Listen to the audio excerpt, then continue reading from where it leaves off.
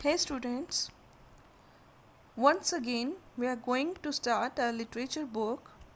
Today we will start with chapter number 3 and name of the chapter is The Flight. This is a very interesting chapter. In this chapter there are 4 kids who are not having their parents with them. So how do they face and solve problems of their life? Let us read and find out. About 7 o'clock, लगभग 7 बजे. One hot summer evening एक hot summer evening में a strange family एक अजीब सी family ने moved into the little village of Middlesex. Middlesex एक historic country है. वहाँ के एक छोटे से गांव में मूव किया, मतलब शिफ्ट किया. Nobody knew where they came from. किसी को नहीं पता कि वो कहाँ से आए थे और हु दे वर और वो कौन थे. But the neighbours soon made up their minds. पर जो पड़ोसी थे, नेबर्स थे, उन्होंने जल्दी ही अपने दिमाग में उनके लिए एक पिक्चर बना ली. What they thought of the strangers. जो उनके बारे में, स्ट्रेंजर्स के बारे में, अजनबियों के बारे में उनके विचार थे. For the father was very drunk. Father के लिए उनका सोचना था कि वो बहुत ड्रिंक करते हैं, दैट मीन्स वो अल्कोहलिक हैं. He could hardly walk up the rickety front steps. वो बड़ी मुश्किल से चढ़ पाते थे. रिकेटी का मीनिंग है ब्रोकन. फ्रंट स्टेप्स थी जो घर के, of the old tumble down house. जो कि पुराना घर था, उसकी जो टूटी हुई स्टेप्स थी उस पर बड़ी मुश्किल से चढ़ पाते थे और नीचे लुढ़क जाते थे. So his 13-year-old son had to help him. उनका 13 ईयर्स का जो बेटा था वो उनकी हेल्प करता था. टू वॉट 8 o'clock, 8 बजे के पास, a pretty capable looking girl of 12 साल की एक कैपेबल दिखने वाली लड़की came out of the house, घर से बाहर आती थी, and bought a loaf of bread at the bakers. Bakers bread से लोफ ऑफ ब्रेड खरीदती थी. That was all the villagers learn about the newcomers that night. उस रात में न्यू कमर्स, जो नए लोग शिफ्ट हुए थे, उनके बारे में विलेजर्स सिर्फ इतना ही जान पाए. There are 4 children, said the bake shop women to her husband the next day. अगले दिन जो बेक शॉप वुमेन थी उसने अपने हस्बैंड से कहा कि उनके 4 बच्चे हैं and their mother is dead, और उनकी माँ मर चुकी हैं. They must have some money. उनके पास कुछ पैसा है. For the girl paid for the bread with $1 bill, क्योंकि लड़की ने ब्रेड के लिए $1 का बिल दिया. मेक दैम पे for everything they get, growl the baker. Baker ने ग्राउल करते हुए बड़े रफली तरीके से कहा, वो जो भी कुछ खरीदे उस सब के लिए उसको पे करने के लिए मजबूर कर देना. Who was a hard man, क्योंकि वो जो बेकर था वो एक सख्त मिजाज का आदमी था. The father is nearly dead with drinks now. उसका फादर मरने ही वाला है क्योंकि वो बहुत ज़्यादा ड्रिंक लेता है. And soon they will be beggars. जल्दी ही वो बैगर्स बन जाएंगे, भिखारी बन जाएंगे. This happened sooner than he thought. ये जल्दी हुआ, जितना उसने सोचा था उससे मुकाबले बहुत जल्दी हुआ. The next day the oldest boy and girl came to ask the bake shop women to come over. अगले दिन सबसे बड़ा लड़का और लड़की बेक शॉप की महिला को आने के लिए कहने लगे. Their father was dead. उनके फादर डेड थे, मर गए थे. She went over willingly enough. वह अपनी इच्छा से वहाँ गए. For someone had to go, क्योंकि किसी को तो जाना ही था. But it was clear that, पर यह स्पष्ट था कि she did could not be bothered, कि वो परेशान नहीं हो सकती थी विथ 4 स्ट्रेंज चिल्ड्रन. 4 अजनबी बच्चों से आने से वो परेशान नहीं हो सकती थी. With the bakery on her hands, जबकि उसे पूरी बेकरी को संभालना था. And 2 children of her own, और अपने 2 बच्चों को भी. Have not you any other folks. आपका कोई और रिलेटिव नहीं है? शी आस्क्ड द चिल्ड्रन, बच्चों से पूछा उसने. We have a grandfather in Greenfield, spoke the youngest child before his sister could clap her hand over his mouth.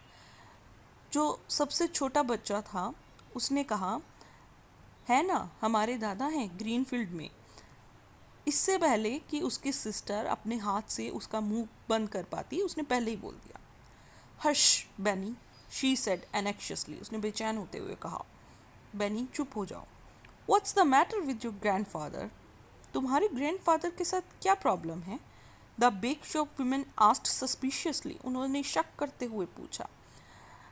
He does not like us, वो हमें पसंद नहीं करता. Replied the old boy reluctantly, unwillingly, बिल्कुल interest ना लेते हुए उसकी बातों में जो सबसे बड़ा लड़का था उसने आंसर किया.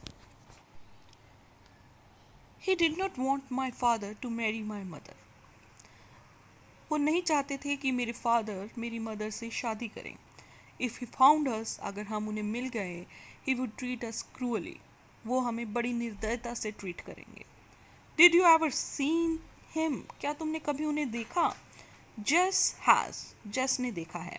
वंस शी सॉ हिम, उसने एक बार देखा है. Well, did he treat you cruelly, the women asked जेस, वुमेन ने जेस से पूछा, क्या उन्होंने तुम्हारे साथ बुरा बर्ताव किया? Oh, he did not see me, replied Jess. Jess ने कहा कि उन्होंने मुझे देखा ही नहीं. He was just passing through our where we used to live, and my father pointed him out to me. वो हमारे घर के पास से निकल रहे थे जहाँ पे हम रहते थे, और मेरे फादर ने सिर्फ उन्हें मेरी तरफ इशारा किया था. Where did you used to live? तुम कहाँ रहते थे? Went on the questioner. Questioner ने पूछा. None of the children replied. किसी चिल्ड्रन ने, किसी बच्चे ने जवाब नहीं दिया. We will get along all right alone, won't we, Henry? declared Jess. Jess ने डिक्लेयर करते हुए पूछा, क्या हम सब भाई बहन एक साथ अकेले नहीं रह सकते, ठीक नहीं रह सकते? क्या ऐसा नहीं होगा, Henry? Indeed we will, said Henry. Henry ने कहा, बिल्कुल रह सकते हैं. I'll stay in the house with you tonight. आज रात को मैं तुम्हारे साथ घर में रुकूंगी. Said the women finally.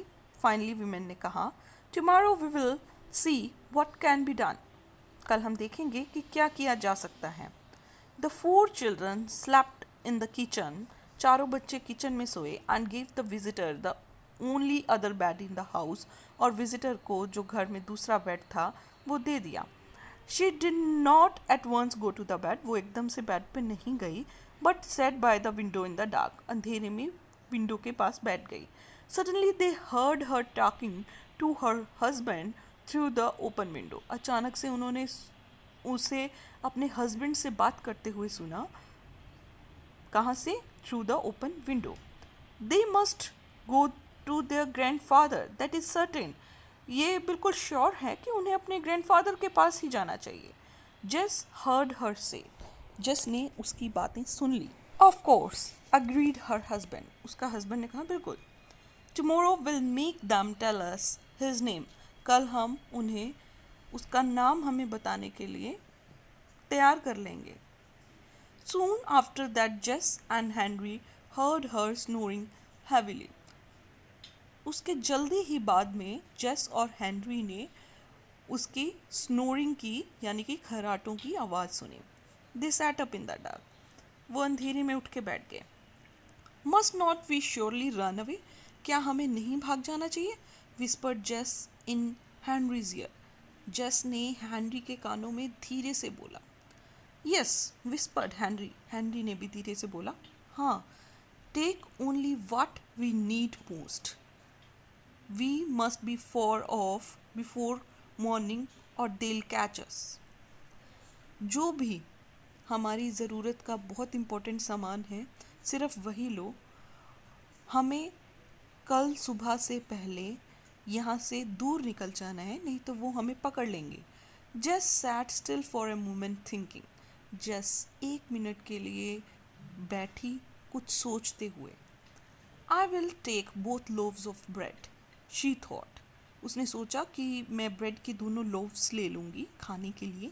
And Violet's little work bag, Violet का work bag, Henry has his knife. Henry ने अपना नाइफ लिया. And all of father's money is in my pocket. और फादर की सारी मनी मेरी पॉकेट में है. She counted it in the faint light of the moon.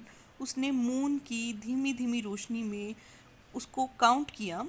It amounted to nearly $4. लगभग $4 थे.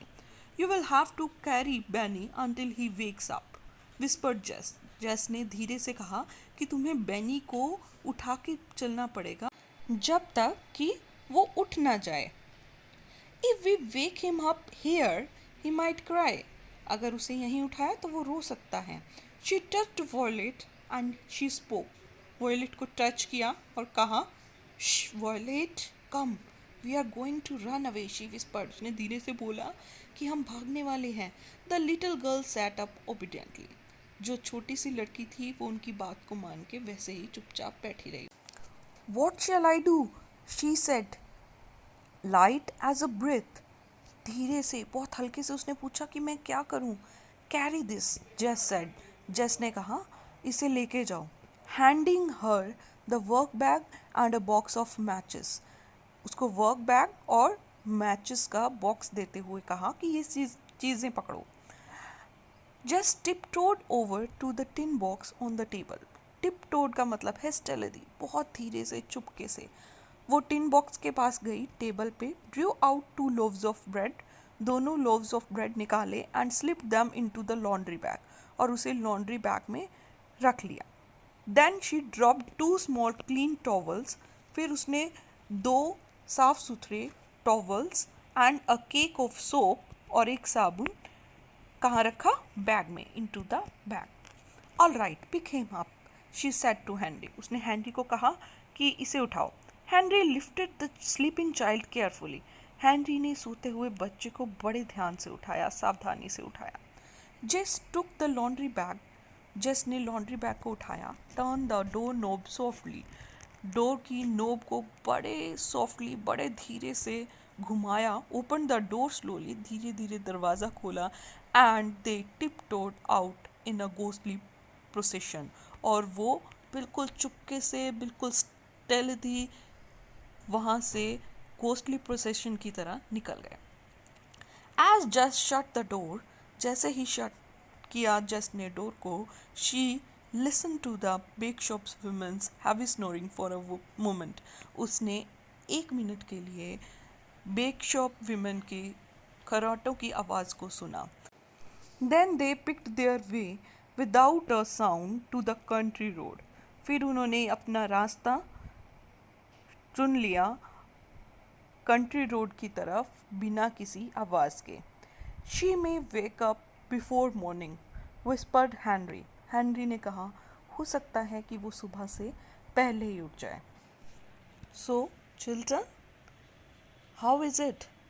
इट इज़ इंटरेस्टिंग ना? So we have discussed more than half story. Remaining, we'll discuss in next lecture. Please solve your assignment based on this section only.